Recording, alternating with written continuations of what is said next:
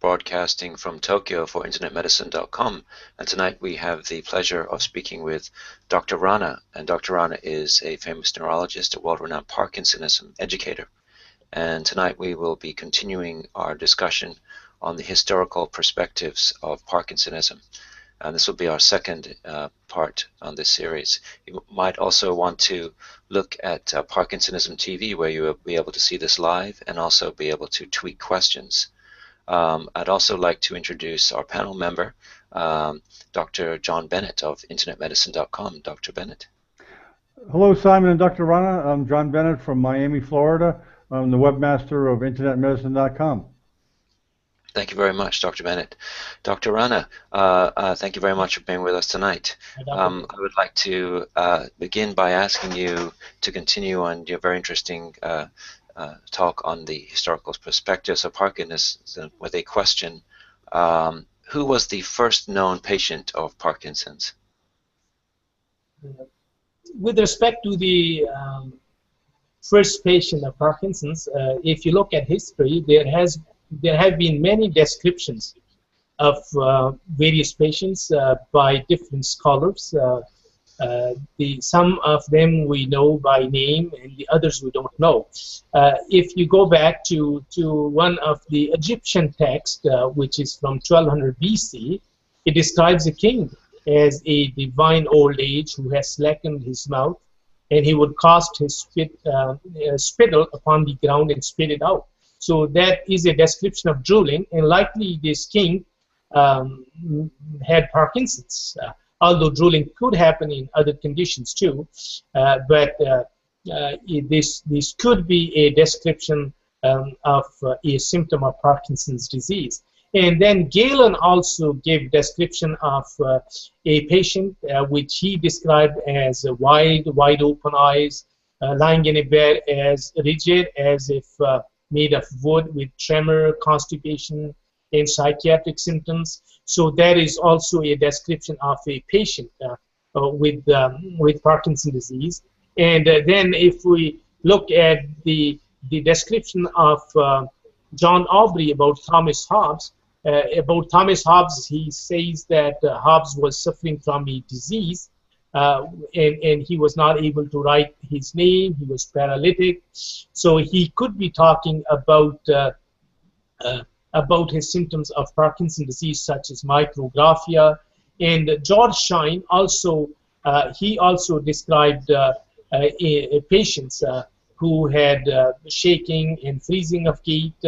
And then two patients are described by Francois Delacroix, in which he describes very typical symptoms such as difficulties in initiation of walking due to muscular flexibility, which is a freezing of gait with start hesitation. So probably these two patients also had Parkinson's disease. And then Sager in 1776, he described a man above the age of 50 who was running involuntarily, and he could not avoid any obstacles to avoid falling. So that likely is also a patient with fascination. But we don't know these patients' detailed account, their names or other details.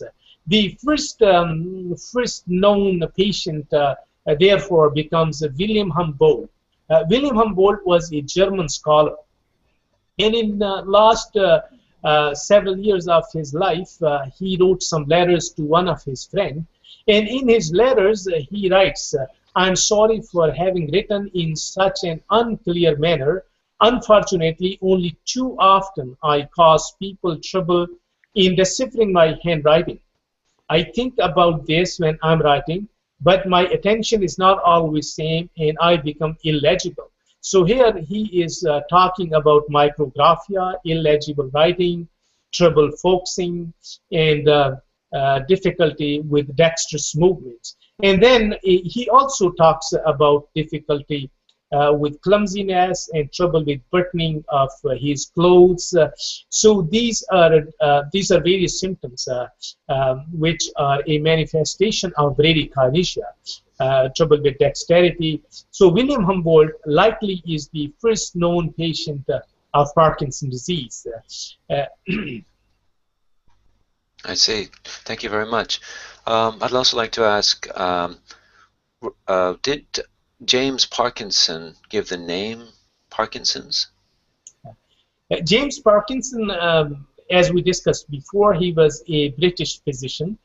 He described those 6 patients in his essay on shaking palsy, and he wrote many of the features, not only various features like fascination and slowness of movement and stooping, but also he tried to describe the cause, being the toxins or the trauma to cervical spine, but he did not put a name on this condition as a Parkinson's disease. He was a GP. He did not have Parkinson himself, so there is no ownership of the disease there. So he just described and he named it. He used the word shaking palsy. Then Jean Charcot in 1800s.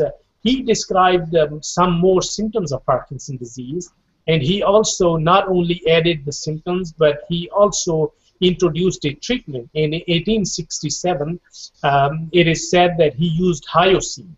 Hyoscine is scopolamine, which is an alkaloid drug, which is derived from a datura plant. And this hyoscine, this component was being used as a treatment for Parkinson's till levodopa was made available in late 1960s, 1967. So Jean Charcot was the first person who added the more symptoms, and then he also, as I said, he came up with this treatment, and he suggested that the disease should be called Parkinson's disease. So it is indeed Parkinson's disease, but it is written as Parkinson's disease in many of the texts. And then Charcot had an assistant. He was an illustrator. His name was Paul Reicher.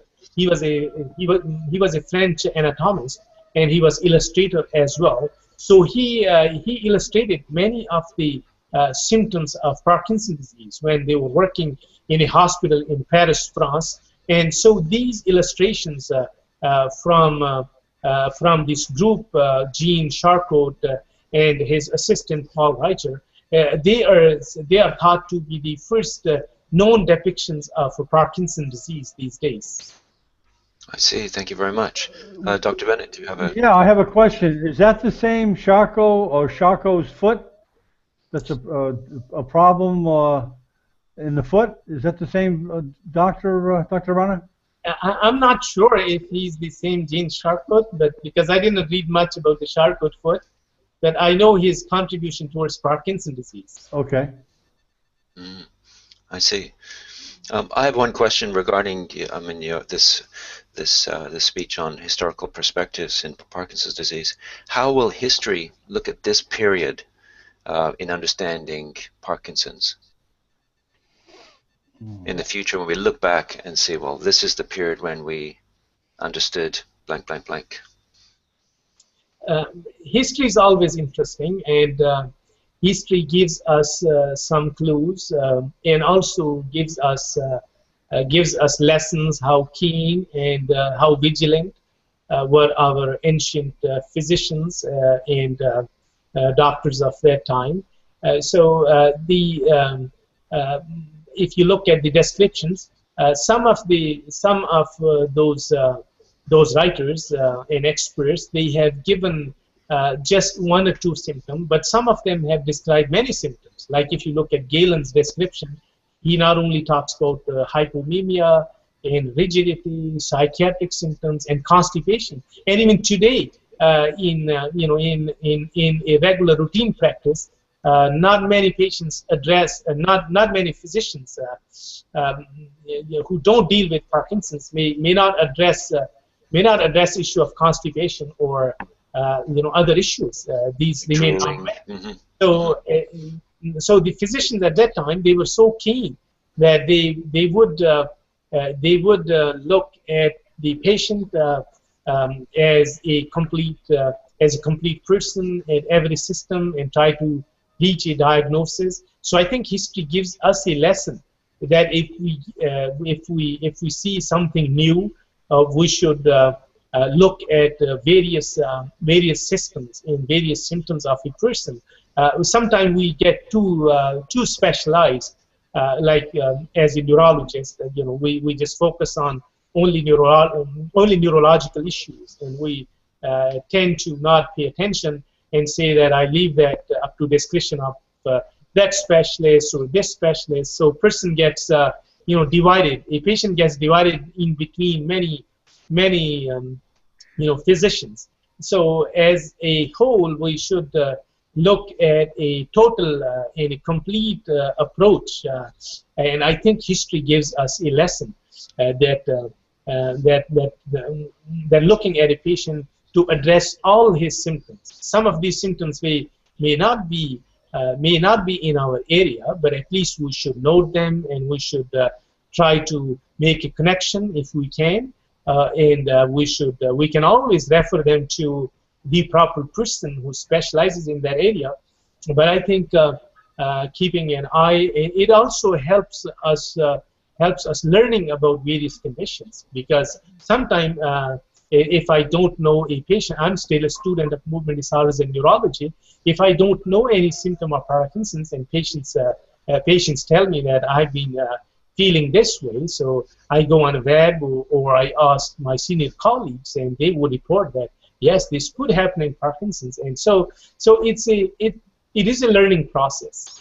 So I think as we grow more mature and more data is being published, we should become more comprehensive rather than just focusing in our area.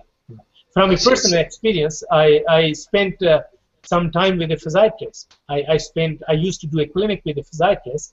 So before I spent this time with a physiatrist, I did not have much of the information about the supraspinatus tendinitis or tennis elbow, these type of conditions which the physiatrists see.